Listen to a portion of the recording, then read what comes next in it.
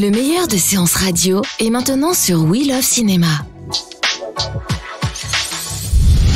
Flashback sur Séance Radio. Le cinématographe permet de projeter des images sur un écran. Toute l'actu des grands classiques du cinéma. Bientôt, les films vont être sonorisés. Flashback avec Antoine Cyr et Antoine Julien. Je ne sais pas si vous vous rendez compte de l'aspect grandiose du mélange.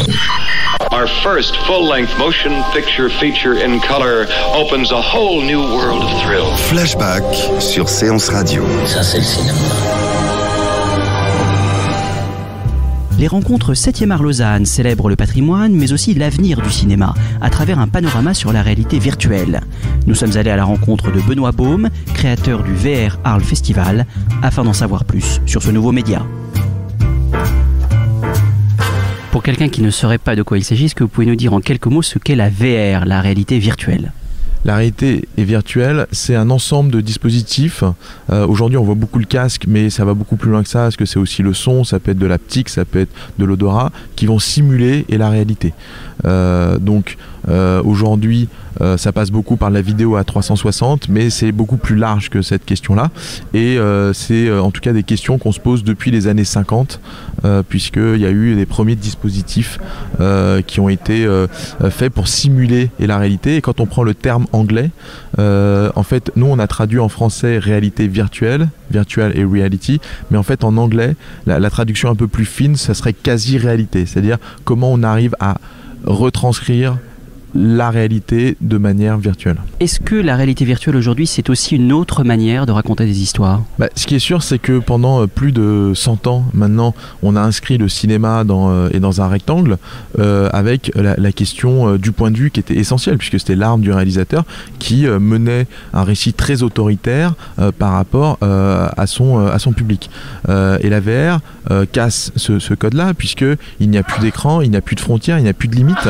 Et donc du coup, on se retrouve dans un ensemble à 360 où le spectateur est libre de déplacer son point de vue dans cet ensemble. Donc effectivement, c'est une toute autre manière de conduire le récit, puisque le cadre n'est plus l'arme du réalisateur. Ça va plutôt être des effets pour attirer l'attention du spectateur, pour guider son regard dans le récit. Le son du coup qui est spatialisé devient très important, parce que le simuli sonore va orienter la perspective du spectateur. Et donc oui, on est dans une autre manière de raconter des histoires, et on voit bien d'ailleurs qu'il y a une nouvelle grammaire à inventer, à écrire, puisque les cuts ne se passent pas de la même manière. Il y a la question de l'incarnation du point de vue. Enfin, il y a beaucoup de questions qui se posent et qui ne se posent pas au cinéma.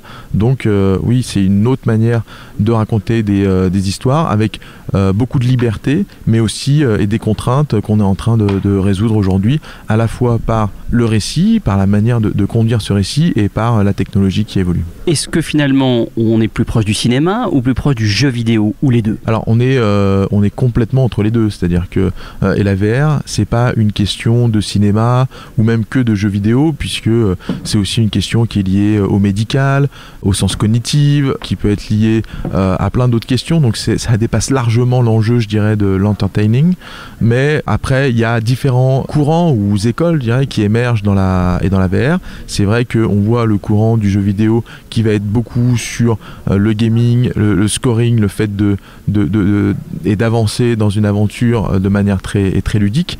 Et puis le point de vue du cinéma qui va être beaucoup plus une narration, un point de vue, la manière d'emmener les gens. Et je pense que c'est, en fait, parfois on a du mal à savoir si on est dans un jeu ou dans un film, voilà, parce qu'on est plutôt dans l'ordre de l'expérience. Et ce qui fait la différence pour moi, c'est la manière, si jamais il y a une narration, si on emmène les gens, on va plutôt être du côté du cinéma.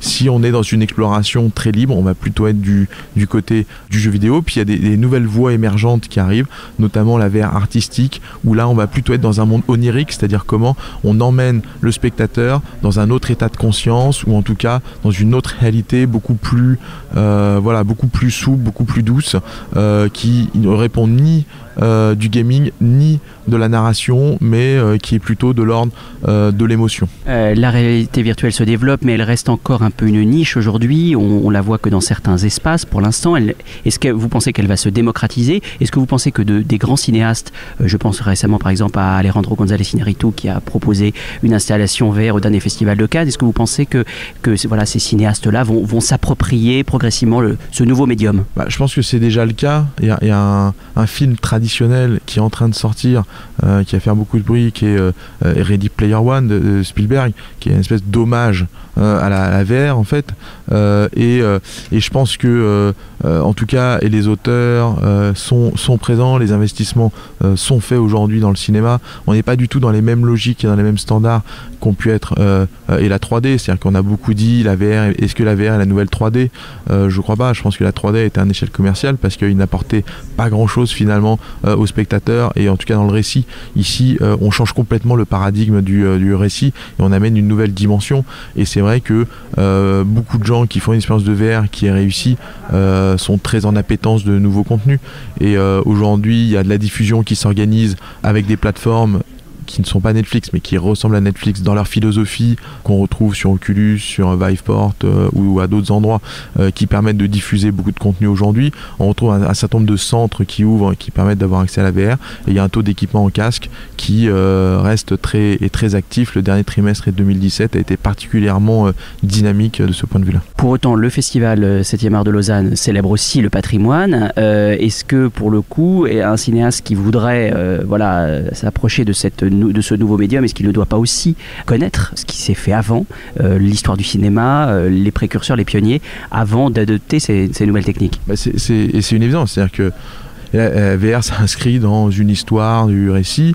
donc du coup évidemment pour moi ce qui est premier c'est pas la technique, c'est le point de vue de l'auteur, c'est la manière dont on va mener son récit. Donc évidemment que il faut connaître ce qui s'est fait avant, il faut connaître les techniques ancestrales, où là on va plutôt revenir au théâtre, aux questions de l'émotion, aux questions en fait qui vont conduire un récit. Donc ça est tout à fait essentiel pour mener une bonne expérience VR. Donc on n'est pas du tout dans en fait au début de la VR, c'est peut-être ce qui a créé une confusion, c'est plutôt les techniciens qui sont opérés à la VR, c'est-à-dire les gens qui maîtrisaient techniquement le sujet et finalement qui étaient plutôt des geeks, je dirais, et donc du coup ils ont amené la VR vers des sujets plutôt geeks, la science-fiction, l'espace, le film d'horreur, voilà. Mais la VR ça va bien au-delà de ça, et aujourd'hui par exemple je trouve que la dimension onirique dans le récit de la VR est quelque chose d'extrêmement fort, et on voit arriver des films et des expériences qui sont bouleversantes. Dans ces rencontres 7e art Lausanne, vous proposez plusieurs rencontres, plusieurs ateliers autour de la VR. C'est dans un souci voilà, vous parlez des gens qui connaissent, au contraire vous vous adressez à des néophytes qui veulent en savoir davantage sur ce nouveau médium?